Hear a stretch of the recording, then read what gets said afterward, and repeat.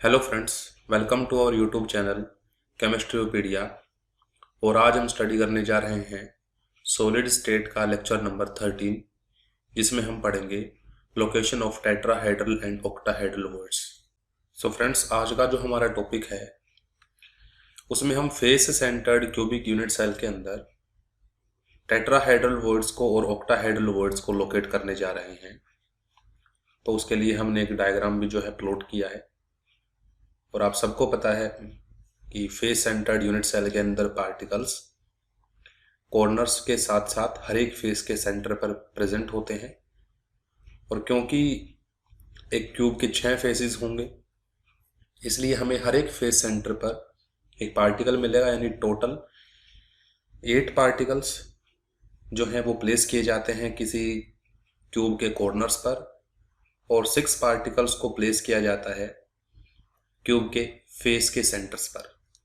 तो इस टाइप से टोटल जो लैटिस पॉइंट बनते हैं हमें इस यूनिट सेल में से, वो हमारे पास होते हैं 8 एटम्स तो होते हैं कॉर्नर के, या कॉर्नर पर पॉइंट हैं 8 पॉइंट्स, और 6 पॉइंट होते हैं हर एक फेस के सेंटर में। सो टोटल हमें 14 लैटिस पॉइंट मिलते हैं।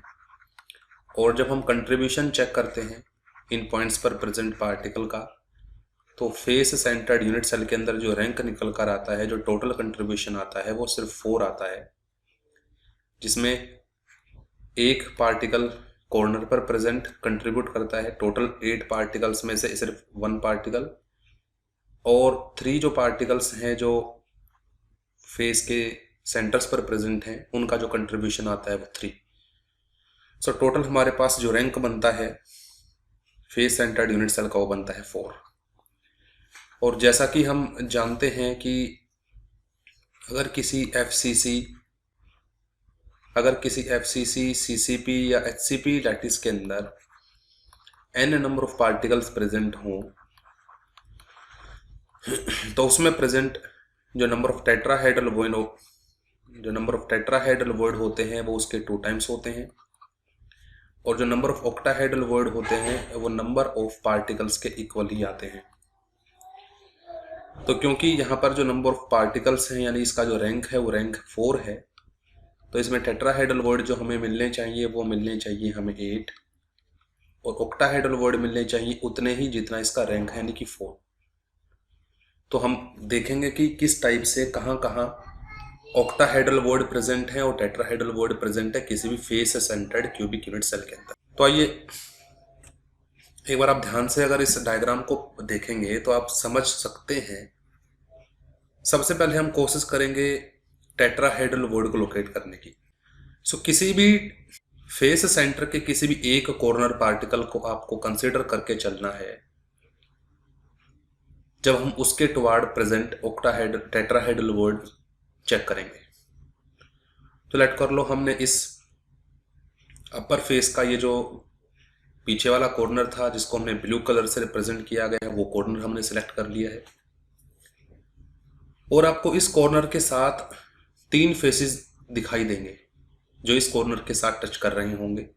एक ये अपर फेस है, एक ये लेफ्ट फेस है, और एक वो बैक फेस है। और आपको ये भी पता है कि फेस सेंटर्ड यूनिट सेल के अंदर हर एक फेस के सेंटर पे भी एक पार्टिकल प्रेजेंट होता है।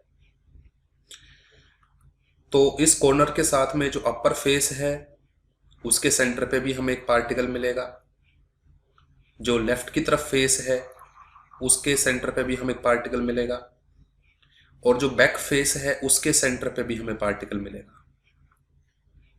और अगर आप इन तीनों ही फेस सेंटर्ड पार्टिकल्स को एक दूसरे के साथ किसी स्ट्रेट लाइन से कंबाइन करते हैं, ज्वाइन करते हैं, तो यहाँ आपको एक ट्रायंगल बनती हुई दिखाई देगी, जैसा कि यहाँ आपको दिखाई दे रही है। तो उस ट्रायंगल के सेंट्रोइड के ऊपर ये जो ब्लू कलर का पार्टिकल आपको दिखाई दे रहा है, ये 4th पार्टिकल की तरह इन तीनों पार्टिकल्स पर प्रेजेंट होकर के यहाँ एक टेट्राहेड्रल वर्ड की फॉर्मेशन करेगा। क्योंकि अगर इसको भी यहाँ कंबाइन कर दिया जाए तो हमें इजीली एक टेट्राहेड्रन बनता दिखाई दे रहा है। तो इस टाइप से हमने देखा कि अगर हमने ये कॉर्नर पॉइंट सेलेक्ट किया था, तो इस कॉर्नर पॉइंट को टच करते हुए तीनों फेस के सेंटर पार्टिकल्स को ज्वाइन करने से हमें एक ट्रायंगुलर बेस मिलेगा और उस ट्रायंगुलर बेस पर ये जो पार्टिकल है ये क्या करेगा, फॉर्मेशन करेगा टेट्राहेड्रल बॉडी की। अगर आपको अभी भी कंफ्यूजन है तो आइए एक बार एक कॉर्नर और हम कंसीडर करके चलते हैं। हम ये वाला कॉर्नर ले लेते हैं, ये वाला कॉर्नर ले लेते हैं, ये वाला। इस कॉर्नर पॉइंट के साथ भी तीन फेस के कनेक्टेड हैं, तीन फेसेस कनेक्टेड हैं। कौन कौन सा, एक फ्रंट फेस पे, क्योंकि फ्रंट फेस पे प्रेजेंट है तो फ्रंट फेस का पार्टिकल, राइट फेस सेंटर में जो पार्टिकल है वो, और ऊपर की तरफ ऊपर वाले फेस पर जो पार्टिकल प्रेजेंट है वो। अगर उन तीनों को हम ज्वाइन कर दें फिर किसी स्ट्रेट लाइन से, फ्रंट फेस पे जो पार्टिकल है उसको, राइट फेस के सेंटर पे पार्टिकल है उसको, और अपर फेस पे जो पार्टिकल प्रेजेंट है उसको, तो अब की बार ये जो तीन है ये फिर से हमें एक ट्रायंगुलर बेस बना करके देंगे, ट्रायंगुलर बेस बना करके देंगे। और इस ट्रायंगुलर बेस पर ये जो इस कॉर्नर का पॉइंट है जिसको हमने रेड से रिप्रेजेंट किया हुआ है, ये वर्क करता है, एक टेट्राहेड्रल बॉडी की फॉर्मेशन करेगा, जिसको हम कुछ इस तरह से रिप्रेजेंट कर सकते हैं। तो दो वर्ड हमने देख लिए, टेट्राहेड्रल बॉडी। इसी टाइप से आप हर एक कॉर्नर के पार्टिकल से एक टेट्राहेड्रल बॉडी की फॉर्मेशन कर सकते हैं। तो आइए एक बार फिर से हम देख लें। अगर हम इसको किसी और कलर से रिप्रेजेंट कर रहे हैं, लेट को लाइम कलर से हम रिप्रेजेंट कर रहे हैं, लेट को अब की बार ये जो पार्टिकल था, ये पार्टिकल हमने कंसिडर किया है कॉर्नर का, इसके साथ भी तीन फेस कंबाइन होते हुए आपको दिखाई देंगे। एक लोअर फेस है, एक लेफ्ट फेस है, एक फ्रंट फेस है, क्योंकि ये जो कॉर्नर पॉइंट है ये फ्रंट फेस का है। तो यहां से भी आपको पता चलेगा कि एक पार्टिकल आपको फ्रंट फेस के सेंटर पे, यानी ये, एक पार्टिकल आपको लोअर फेस के सेंटर पे ये, और तीसरा पार्टिकल आपको लेफ्ट फेस के सेंटर पर ये तीनों फिर दोबारा एक ट्रायंगुलर बेस की फॉर्मेशन करेंगे। और उस ट्रायंगुलर बेस पर ये जो कॉर्नर वाला पॉइंट है ये एक टेट्राहेड्रल बॉडी की फॉर्मेशन करेगा, ठीक है, जो यहां इनके बिल्कुल सेंटर पर प्रेजेंट होगा। तो अब हमने तीन कॉर्नर पॉइंट कंसिडर किए हैं और तीन कॉर्नर पॉइंट्स से हमें तीन टेट्राहेड्रल बॉडी मिले हैं। सो हम कह सकते हैं ईच कॉर्नर एटम और particle, each corner particle forms one tetrahedral body. हर एक कॉर्नर पार्टिकल सिर्फ एक ही टेट्राहेड्रल बॉडी बनाता है, ठीक है। So there are total 8 corner points, लेकिन हमें पता है कि टोटल जो 8 कॉर्नर पॉइंट्स हमारे पास प्रेजेंट होते हैं। तो अगर एक कॉर्नर पॉइंट एक टेट्राहेड्रल बॉन्ड बनाएगा तो 8 corner points 8 tetrahedral bond form करेंगे। सो 8 tetrahedral bond will be formed. तो जैसा कि हमने कहा था कि फेस सेंटर में नंबर ऑफ टेट्राहेड्रल बॉन्ड 8 होते हैं, तो हमने यहां से सीख भी लिया, देख भी लिया कि वो कहाँ प्रेजेंट होंगे, कैसे प्रेजेंट होंगे। सो हर एक टेट्राहेड्रल बॉन्ड कॉर्नर पॉइंट के साथ रिलेट करता हुआ पाया जाता है। और अगर आप इनकी एग्जैक्ट पोजीशन देखना चाहें तो ये जो टेट्राहेड्रल बॉन्ड मिलेंगे ये आपको बॉडी डायगोनल पर लाई करते हुए मिलेंगे। एक बॉडी डायगोनल पर हमें ईच बॉडी डायगोनल कंटेन, एक बॉडी डायगोनल पर हमें 2 बॉन्ड मिलते हैं, ठीक है, 2 बॉन्ड मिलते हैं, 2 टेट्राहेड्रल बॉन्ड मिलते हैं। सो टोटल जो बॉडी डायगोनल होते हैं वो कितने होते हैं हमारे पास, 4, ठीक है। सो हम कह सकते हैं कि टोटल हमारे पास जो टेट्राहेड्रल बॉन्ड आएंगे वो भी हमारे पास 4 × 2 यानी कि 8 ही बनेंगे। तो आपको ऐसा समझना है, आपको ऐसा समझ सकते हो, और अगर आपको डायरेक्ट याद रखना है तो आप डायरेक्ट भी याद रख सकते हो कि एक बॉडी डायगोनल पर हमें 2 टेट्राहेड्रल बॉन्ड मिलते हैं और टोटल बॉडी डायगोनल कितने होते हैं, 4, इसलिए हमें टोटल 8 टेट्राहेड्रल बॉन्ड मिलेंगे। आइए अब हम स्टडी करते हैं लोकेशन ऑफ ऑक्टाहेड्रल बॉन्ड की। सो उसके लिए फिर से हम एक बार डायग्राम प्लॉट कर लेते हैं। सो फ्रेंड्स ये मैंने फिर से एक बार एक face centred unit cell plot कर लिया है। अब हम लोकेट करना चाह रहे हैं यहाँ से ऑक्टाहेड्रल वॉइड को। और ऑक्टाहेड्रल वॉइड वो होते हैं जो सराउंडेड होते हैं 6 पार्टिकल से।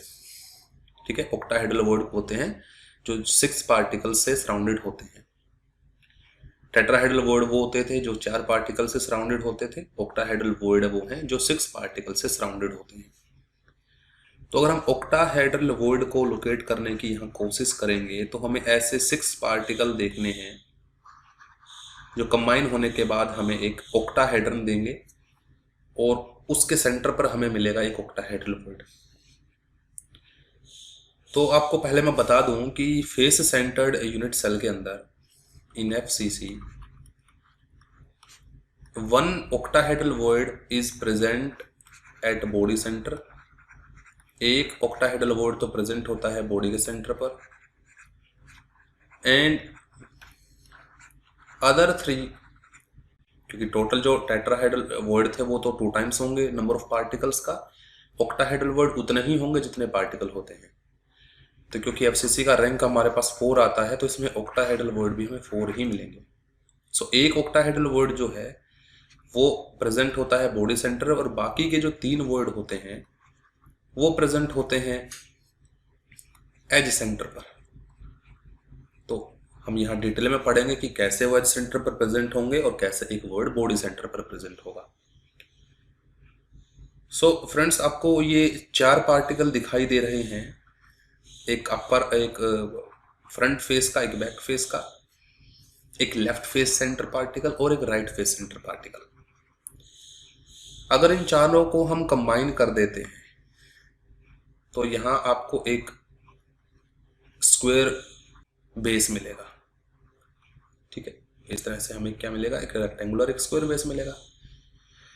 और ये जो अपर फेस का पार्टिकल प्रेजेंट है और ये जो लोअर फेस का पार्टिकल प्रेजेंट है, ये जो पार्टिकल्स होंगे ये नीचे से, ये ऊपर से, और ये जो 4 पार्टिकल प्रेजेंट हैं इनके फेस सेंटर पर, फ्रंट पर, बैक पर, लेफ्ट और राइट पर, तो ये चारों जो पार्टिकल हैं जो ब्लू कलर से रिप्रेजेंट किए गए हैं वो फॉर्मेशन करते हैं एक स्क्वायर बेस की। ये पार्टिकल जो ऊपर अपर फेस पर प्रेजेंट है वो ऊपर से, और ये जो पार्टिकल नीचे प्रेजेंट है ये नीचे से जब इसको सराउंड करेगा तो यहाँ मिड में इस बॉडी के बिल्कुल सेंटर पर हमें एक वॉइड दिखाई देगा, जिस वॉइड को हम नाम देंगे बॉडी सेंटर ऑक्टाहेड्रल वॉइड। तो आप इनको कुछ ऐसा समझ सकते हो कि ये जो 4 रेक्टेंगुलर जो पार्टिकल थे वो कुछ इस तरीके से प्रेजेंट हैं, तो फॉर्मेशन कर रहे हैं एक रेक्टेंगुलर एक स्क्वायर बेस की। क्लियर है? और एक पार्टिकल इनकी अपर फेस पर प्रेजेंट है, एक पार्टिकल लोअर फेस पर प्रेजेंट है। तो जब ये पार्टिकल अपर फेस से लोअर फेस से क्या करेंगे, इनको सराउंड करेंगे, तो यहाँ मिड में हमें एक वॉइड मिलेगा जिसको हम नाम देंगे ऑक्टाहेड्रल वॉइड। तो मे भी आपको ये क्लियर हो गया है कि ऑक्टाहेड्रल वॉइड बॉडी के सेंटर पर कहाँ प्रेजेंट है, कैसे प्रेजेंट है। अब हम कंसिडर करने जा रहे हैं एज सेंटर के बारे में। तो आप किसी भी एक एज को कंसिडर कर लें। तो लेट करो हमने ये एज कंसिडर कर ली है, हम इस एज को कंसिडर करके चल रहे हैं और आपको इस एज के दोनों ओर 2 पार्टिकल दिखाई दे रहे हैं। अगर हम यहाँ ऐसा ही एक यूनिट सेल और बना दें, ऐसा ही एक यूनिट सेल अगर हम यहाँ पर और बना दें, तो उसके फेस सेंटर पे भी एक पार्टिकल प्रेजेंट होगा अपर फेस पर, जैसा कि इस अपर फेस के बीचों बीच एक पार्टिकल प्रेजेंट है। तो इस एज पर लाई करने वाले ये 2 एटम या 2 पार्टिकल और इस यूनिट सेल का अपर फेस सेंटर और इससे अगले वाले यूनिट सेल का अपर फेस सेंटर पार्टिकल्स को अगर हम ज्वाइन कर देंगे तो ये फिर से फॉर्मेशन करेंगे एक स्क्वायर बेस की। इस टाइप से स्क्वायर बेस की फॉर्मेशन होगी। और एक पार्टिकल ये जो इसके फेस सेंटर पर प्रेजेंट है, और ऐसे ही एक और अगर यूनिट सेल बना दिया जाएगा तो इसके ऊपर जो यूनिट सेल आएगा और वहां पर जो पार्टिकल प्रेजेंट होगा उसके फेस के सेंटर पर। ठीक है, यहां भी तो ऐसे हम क्या कर सकते हैं, एक यूनिट सेल ड्रॉ कर सकते हैं। तो जैसे ये एक यूनिट सेल है, ऐसे यहां भी एक यूनिट सेल बनाया जा सकता है। ठीक है, यहाँ भी एक हम यूनिट सेल बना सकते हैं कुछ इस टाइप से। तो इसके ऊपर जो रखा जाएगा यूनिट सेल, उसके भी फेस के सेंटर पर पार्टिकल प्रेजेंट है और इसके भी फेस के सेंटर पे पार्टिकल प्रेजेंट है। तो ये 2 पार्टिकल, ये 4 पार्टिकल्स ने मिलकर फॉर्मेशन की एक स्क्वायर बेस की। और स्क्वायर बेस के बिल्कुल बीचों बीच ऊपर से ये ब्लू पार्टिकल, नीचे से ये ब्लू पार्टिकल, सराउंड करेंगे बिल्कुल ऐसे ही। तो इन सब का जो सेंटर है वो कहाँ लाई करेगा, इन सब का सेंटर लाई करेगा हमारा इस एज के सेंटर पर। तो यहां पर हमें एक वर्ड मिलेगा एज के सेंटर पर। इसी टाइप से अगर आप ये एज लेकर चलते हो, ये वाली एज लेकर चलते हो, तो दो पार्टिकल तो ये पहले से प्रेजेंट है ही। एक पार्टिकल ये जो इसके फेस के सेंटर पर प्रेजेंट है, इसी टाइप से एक पार्टिकल और यहाँ दूसरे यूनिट सेल के फेस सेंटर पर प्रेजेंट होगा। सो इसी टाइप से ये भी चारों मिलकर के फॉर्मेशन करेंगे एक स्क्वायर बेस की। ठीक है, ये स्क्वायर बेस की फॉर्मेशन हुई। एक पार्टिकल ये जो इसके बेस पर प्रेजेंट है फेस सेंटर पर, और इसी टाइप से अगर हम एक यूनिट सेल और ड्रॉ करें, ठीक है, तो उसका भी क्या होगा, यूनिट सेल, उस यूनिट सेल का भी एक फेस सेंटर नीचे की तरफ लाई करेगा कुछ इस टाइप से। एक यूनिट सेल यहां भी बन सकता है ऐसे, ठीक है, यहां बन सकता है। तो एक पार्टिकल, दो पार्टिकल, तीन पार्टिकल, चार पार्टिकल, ये तो मिलकर फॉर्मेशन करेंगे ट्रायंगुलर, रेक्टेंगुलर या स्क्वायर बेस की। उस पर ये जो पार्टिकल प्रेजेंट है ऊपर से, और इसके फेस के सेंटर पर जो पार्टिकल प्रेजेंट होगा वो नीचे से एक ऑक्टाहेड्रल वर्ड की फॉर्मेशन करेंगे इस एज के सेंटर पर। तो जैसा कि आपने यहाँ इस एज के सेंटर पर देखा है, यहाँ एज के सेंटर पर देखा है, तो हमें दो एज के सेंटर पर दो पार्टिकल मिले। सो टोटल जो एज होती है हमारे पास में वो होती है 12, ठीक है। और ईच एज कंटेन, और हर एक एज कंटेन करती है 1 ऑक्टाहेड्रल वर्ड। हर एक एज के सेंटर पे है 1 ऑक्टाहेड्रल वर्ड। सो टोटल जो ऑक्टाहेड्रल वर्ड हो गए वो कितने हो गए, 12। टोटल ऑक्टाहेड्रल वर्ड कितने हो गए, 12। लेकिन ये बात हमें पता है कि हर एक एज जो है वो कंट्रीब्यूट करती है सिर्फ 1/4। आल्सो ईच एज कंट्रीब्यूट 1/4 इन 1 यूनिट सेल। एक यूनिट सेल में सिर्फ और सिर्फ 1/4 कंट्रीब्यूट करती है। सो टोटल कंट्रीब्यूशन अगर देखा जाएगा, सो टोटल वर्ड तो वैसे 12 हैं, टोटल वर्ड तो 12 हैं, लेकिन क्योंकि उन 12 में से सिर्फ कंट्रीब्यूशन जो है हर एक एज का वो 1/4 है, इसलिए जो ओवरऑल कंट्रीब्यूशन हमारे पास आता है वो 3, यानी 3 ऑक्टाहेड्रल वर्ड हमें मिलेंगे एज के सेंटर पर, ठीक है। और एक ऑक्टाहेड्रल वर्ड हमें मिलेगा बॉडी के सेंटर पर। So total number of octahedral word जो हमें मिलते हैं वो 4 होते हैं किसी भी फेस सेंटर्ड यूनिट सेल में। सो स्टूडेंट्स, अगर आपको ये वीडियो अच्छी लगी तो लाइक, शेयर, सब्सक्राइब करें। कल की वीडियो में हम स्टडी करेंगे बहुत ही ज़्यादा important topic, location of tetrahedral and octahedral void in body centred unit cell. आपको अपनी एनसीईआरटी या किसी रेफरेंस बुक के अंदर वो देखने को नहीं मिलेगा।